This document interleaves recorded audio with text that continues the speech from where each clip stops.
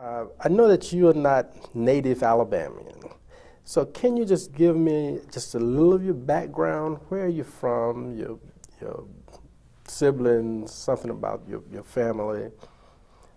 Well, I'm born and raised in Ardmore, Pennsylvania. Ardmore is part of the main line, 7 miles on the outskirts of Philadelphia. I went to school in that area. I lived there most of my life. Well, I can't say most of my life now, can I? The early years of my life. The early years, yes. Your developmental years. Yes. What about the siblings? You have brothers and I have a sisters? brother, Jim Baker, who's an attorney here in Birmingham. Okay. And is Jim younger or older than you? Younger. He's younger than you are. Tell me something about your parents. Well, the greatest thing about my dad, I guess, is the fact that he lived to be 104 years old. 104. He was a water boy in the Civil War, and he used to tell hair-raising tales about his youth. Now, he was born in North Carolina. Yes, Warren County. And how old was he when he left North Carolina and went to Pennsylvania? He was quite a young man. I would say he was between 25 and 30. So he's told you stories about the Civil War and the period, the Reconstruction period? And how he traveled around trying to find himself and the many things that he did to make a living, including prize fighting in either Newport News or Norfolk, Virginia. According to him, he was a pretty good prize fighter. Yes, yes. Well, with his development, tell me a little, did he give you any indication of what life was like during the latter part of the 19th century for a young black man attempting to make it in this society? The latter part of the 19th century, you mean like about 1990? No, about 1890s. He said it was a very, very confusing time for black people. Of course, they had nothing whatever. Although some master, or whatever those people were called, willed his children land, or gave land to the children that had been in slavery on their property. Was he one of those that he was among them. And as years went on, that land was non-productive as far as he was concerned. He never made any money with it. So taken away, I guess, confiscated or something. Okay, is that why he would eventually leave North Carolina? We left North Carolina in a quest for a way to make a living and for a better life. So he didn't know where he was going. But he ended up in Ardmore, Pennsylvania. He ended up in Ardmore, Pennsylvania, he says, following a lady. Okay. A lady. Miss Joanna, and her last name happened to be Davis, too, but they were not related. So what kind of work did he do in Ardmore? He was a landscape gardener, finally. That's the way he ended his life, gardening. And he was great with flowers and at home and and for other people too. What about your mother? Well, I can't tell you very much about my mother. My parents met in Ardmore. I was 3 years old when my mother died. Tell me a little about the transition from Ardmore to New York. Well, I went to New York because I was transferred there. At the cessation of hostilities after World War II, the Signal Corps, well, of course it can't disintegrate, so that's not the word. So you worked for the Signal Corps? I was working for the Signal Corps, and they laid off a lot of people, and they kept some people, and I was among those kept. Okay. What kind of work were you doing? Personnel. Personnel, okay. And they transferred me to the New York office, where I continued to do personnel. I see. And you were there with the Signal Corps in New York for approximately 2 years or so? At least. 2 or 3 years, okay. So long ago now, Right. I've sort of forgotten. Right. And then Tell me a little about New York. Here is now Ardmore, I'm assuming, is not well, it's near a metropolitan area, near Philadelphia, but coming from Ardmore to New York City, what type of experience was that? Well, it wasn't so new to me because I had visited in New York all my life. There's only 90 miles difference. Okay. And we had a lot of family and friends in New York, and I would go to New York as a very small child for at least 2 weeks every summer. Sometimes it would be 2 months. And so it wasn't foreign to me at all. Now, Ardmore is not a little country town, you know. It's suburban Philadelphia, like you have Mountain Brook here. We had Ardmore, okay. Pennsylvania. So it was really not a terribly great transition. No, was necessary. no. I knew my way around New York, and it moves at a faster pace than Philadelphia or Ardmore. Okay. And the transition was just almost non-existent. New York at that time must have been a pretty exciting place, though. Oh, yes, it certainly was. For a young black woman, it was just out of sight. Tell me, what was exciting about the it? men, and the 332nd, the creme de la creme of black humanity, came back to New York at the end of the war, and they all came to New York when they left Europe. And I was fortunate enough to know some of them, and therefore I met others. And it was wonderful to have them back for all reasons.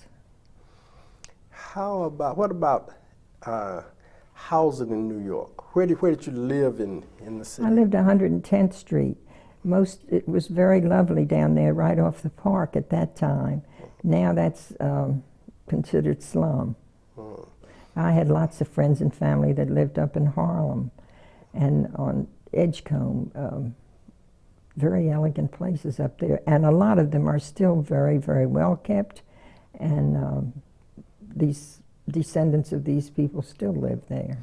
Many of the well-known artists were in New York at the same time. Did you happen to know any of those individuals? You mentioned maybe Gordon Parks. Yes, my cousin was dating Gordon Parks for a while, and we used to go, the guy I was dating, we would go out, what do you call it, a foursome, two couples. Double dating. Double dating, that's the word. You see how antiquated I am. Well, then you lived in New York, you worked for the Signal Corps, but then you had made an application to the Red Cross. Years ago. Yes, and then you eventually heard from them. Can you give me that story? Tell me about that. Well, I had made application when I was probably 18 or 19 years old, at the very beginning of, when people were being recruited and making applications for the World War II positions. And I was too young. You had to be 24 for service in European countries. Or I think in the Philippines, anywhere. But anyway, I wanted to go to Europe because I had friends in the Red Cross who were in Europe, and they were enjoying themselves despite the hazards. And they said I was too young. But somehow my file was not thrown away. It was kept. And so many years later, they were looking for someone with personnel training and background, and here I was. So they sent me a wire and told me to report to Tuskegee in 5 days. They told me that they would, that housing was available, but I had to pay like a very small amount for the housing. But I remember this well, 50 cents a day I had to pay the VA hospital for my food. They underwrote the rest of this, but for some reason we had to pay 50 cents a day. And I said, a place to live, 50 cents a day, and they're going to issue me uniforms that I'll have to wear. I'll need no clothes. They're issuing me a car. I can get well down there, so yes, I'll go for a year. What did your friends and relatives have to say about you leaving the East Coast, coming to the Deep South? And they said I was a damn fool, that nobody leaves New York to move to Tuskegee. Everybody in Alabama is trying to get out, and I'm going down there. Well, did that discourage you at all? It frightened me. It gave me leave. I certainly thought a lot about it. What did your dad say? Oh, my dad was adamant. He thought it was the dumbest thing he'd ever heard. He told me that you were born free. You were born free, so what did that mean? Born free? Yes. Well, I was born without the shackles of, I guess he was thinking in terms of slavery since he'd been born in slavery, but I think that's what he meant. That assumption then was that you were born free, but now you were going back to the South, and obviously black folk are not free in the South. That's right. And he was very concerned probably about your safety as well. That was the main thing that concerned him, was my safety. And he knew that I was an outspoken person, and he knew that I was of a strong mind, and he was afraid I wouldn't follow the mores of the South, and that I would get myself in very serious trouble. Well, how did you get from New York to Tuskegee? On the train. On the train. Were there any experiences between New York and? Yes, the conductor, the trains, of course, were segregated, and the conductor was trying to ascertain whether I belonged in the white or the black part of the train. How did they do that? Well, they take a flashlight, and somehow or another they say if they can look at the white of your eyes, they can determine what your race is, and which they did. But I didn't move. Fortunately, I was near Notasulga, and that was the next stop to Sheehaw. Okay, so you, in fact, were in Alabama at the time that it happened. Supposedly test took place. Right. And you were seated in. Were you seated in the black car? I don't remember. You know, when we left New York, we changed cars. I think in Washington. I think that was. I think it was Washington. Right, yes. That probably would be the first. The Mason-Dixon line. Right. And I really and truly can't remember whether I was already in the black one or whether I was already in the white one, but I can assure you of one thing, I didn't move. But the conductor actually had a flashlight, and he shined it in your eye, and he said he would be able to determine whether you were black or white. Right. There were two, the conductor and I think the brakeman, he was called. And I guess the majority would rule, I guess. But you didn't move. I did not move. Okay. I didn't move until they said, "Gee-haw." Well, tell me, what was the transition like from New York City, urban and really exciting, to little one-horse town Tuskegee? Well, you know, Tuskegee's a one-horse town, it's true. But Tuskegee at that time had just about everything. I had a very ambitious program. The week after I arrived, I had to go to Atlanta for training at the Red Cross Training Center for this position of a field director, assistant field director I was at that point. And that training took quite a long time. I've forgotten now whether it was a year or 6 months or a year and a half or 8 months, but I was in Atlanta for quite a while, but weekends I would go back to Tuskegee. And lots of parties and dances, and it was a very social town, I guess because it's sort of isolated. And Atlanta, Tuskegee. Tuskegee, everybody has to do everything within the confines of this little dry town. Dry. The guys would fly in the whiskey by the crates. People would give them the order, you know, bring me 24 bottles of, and they would fly it in because the police looked for the car, the cab, the license tags on automobiles going in and out of Montgomery, going out of Macon County, because they knew that they would probably be bringing back alcohol. they would look in the trunks and they would take the whiskey and let you go on. You said that these guys would fly the liquor. What do you mean? Well, they had some of them had planes of their own, and some of them, like what did they call him? Al. He's from Ardmore too, who was one of the heads of Anderson, Captain Anderson. That's what they called him down there. He's from my town. Okay. He and Gert were living there, and some of them had access to airplanes, or they had. These were associated with Tuskegee Institute and with the 99 Mitchell Airfield. Yes. Okay. And they would fly all over either on some kind of mission or for fun or whatever, and everybody would give them orders for.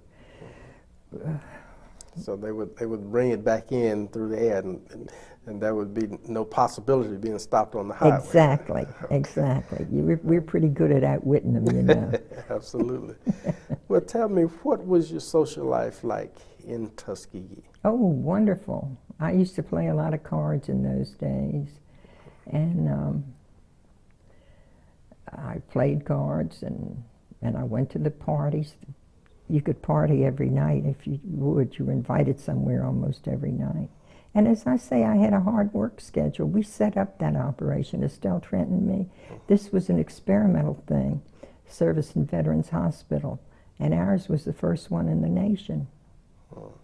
And where my personnel experience, I guess, came in handy was that we had to recruit these volunteers to work in this service.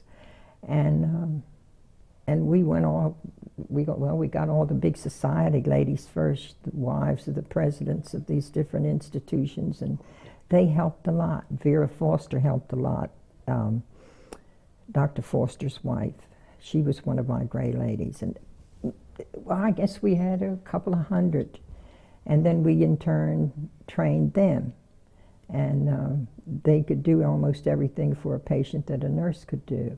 VA hospital was, and I guess still is, a hospital for the mentally impaired. And so it took a lot of training to teach us. Was it at that time associated with Tuskegee Institute? No, well, I don't know how to answer that. I really don't know. You see, there were the three great institutions. There was Tuskegee, of course, first and foremost, then the VA hospital, and then John A. Andrews Hospital. And to say that they were not connected would be erroneous, but to say that they were. Right. That makes sort of like Booker Washington, you know. Yes, right. All fingers on the same hand. Yes.